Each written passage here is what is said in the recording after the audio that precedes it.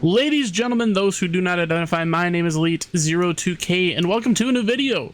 Today we're testing out the Razer Naga V3 Pro mouse. This bitch, as you can see here, has 23 programmable buttons, crackhead response speeds, but is it worth the price? $200? Let's begin. To clarify, I am not sponsored by Razer in any way, nor was I sent this mouse for free. I purchased this on my own free will, full amount on Amazon. I paid $180. They were having a decent sale on them.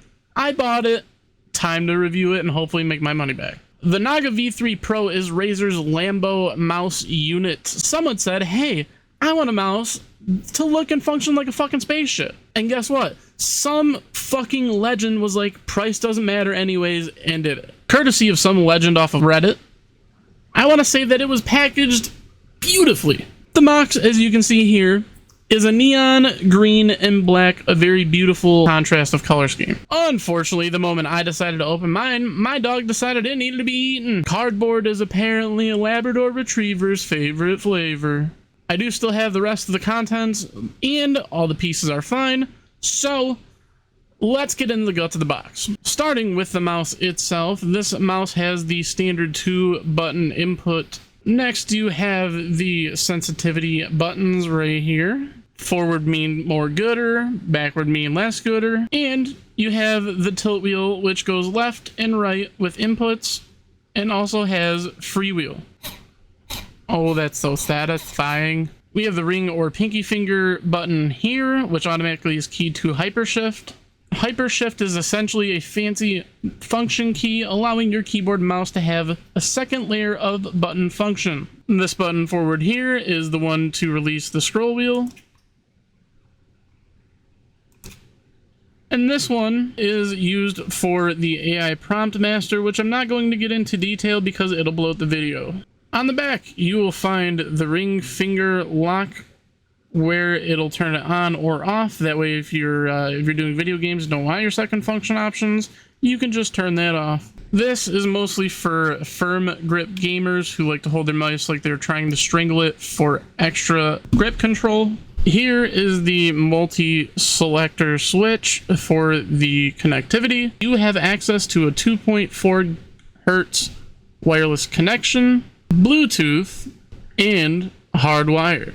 If you turn the mouse to the off position, it'll choose to either power off or utilize the wired function.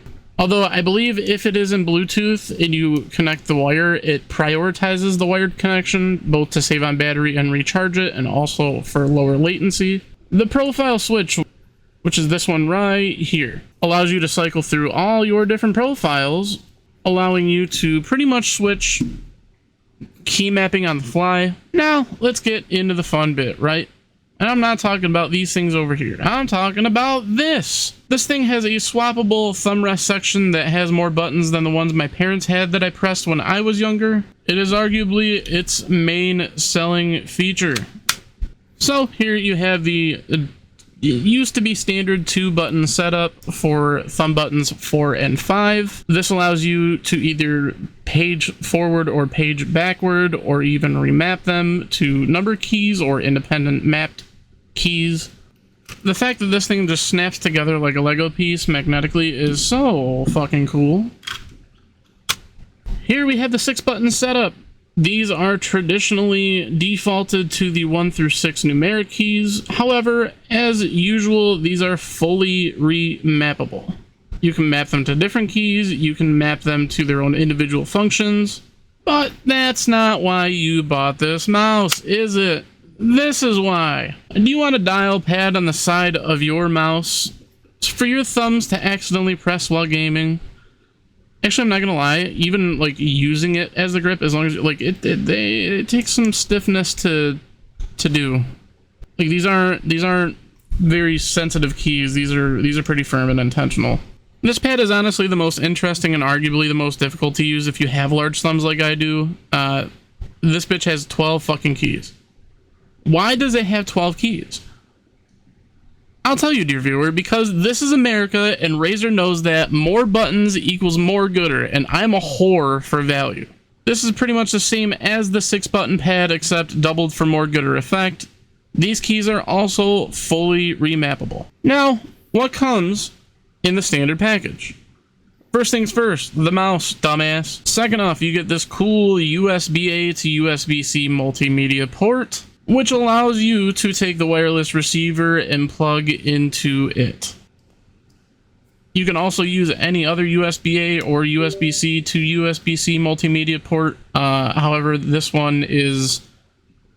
honestly, it's a really good cable. This cable is probably half the price of the mouse, actually. But it can also be used to hardwire the mouse or charge it when you don't want to Bluetooth it. And even though it's a heavy cord, it feels fine. You get 3 interchangeable thumb regions. Now that you've seen what the traditional package comes with, this bitch does have some gadgets. Here you'll see Razer's Naga V3 Pro Direct Sight. You can get just the Razer Naga V3 Pro. You can get it with the mouse dock for wireless charging. If you already have your own wireless charger, you can get just the puck. And if you already have the Naga V3, you can also find the HyperFlux V2 wireless charging system, which is a really fancy mouse pad. And you can even get it in hardtop too. Now, this does, like most Razer hardware, run full compatibility with Synapse, which is Razer's software program to customize and remap everything. It's similar to Logitech's G-Hub, but, like, definitely more gooder. It'll tell you which thumb pad you have currently. You can adjust for Hypershift, which is that function setting we were talking about. You can change the performance settings of it, which is super duper cool. Honestly, I'm curious. Can we try out the 50,000? Okay, we're gonna hang on. Oh my god, this is difficult. All right, that's controllable. And since I was going to change this anyways, just for context, this is 5,000 DPI. And if we turn it up to fuck you, if we just, you can't even see my hand moving yet. I'm across the screen. I am on my second monitor right now. So from border to border. Border to border. That's insane. Honestly, 5,000 is more than you'll ever need. What about specs? The Naga V3 comes with the Focus Pro 50K sensor with 50K DPI or dots per inch. How far the cursor can move per inch of physical movement. Gen 4 Razer optical switches help give this bad bitch the capability for up to 100 million clicks per button rating. I don't know if you know this, dear viewer, but that's a shit ton. The Hyper Scroll tilt wheel also allows for pressing the scroll wheel left and right, along with being able to disengage the resistor and give you stupid fast scroll speeds. And tri-mode connectivity, which we've already demonstrated, is Bluetooth 2.4 hertz wireless and wired. Now for the moment you've all been waiting for, the price. The price sucks. This thing is a fat, hefty, thick with 4 C's, $190. And I got it on, like, I had a coupon for it for Amazon for $180. That's still, Is it worth it? Kind of not. See, I've had 2 days with this thing. I've played a variety of games. I've used it for video editing.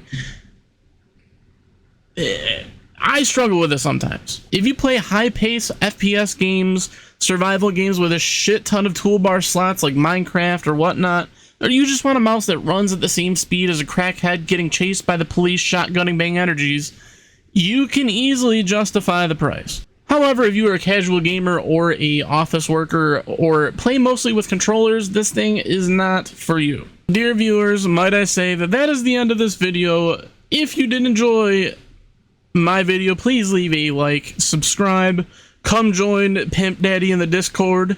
I would love to have you. We're gonna have so much fun. If you do any of those things, my dear viewer, I will donate to you, sexy sons of bitches, one of my kidneys and my right testicle. No, you cannot have a left one. That one is my favorite.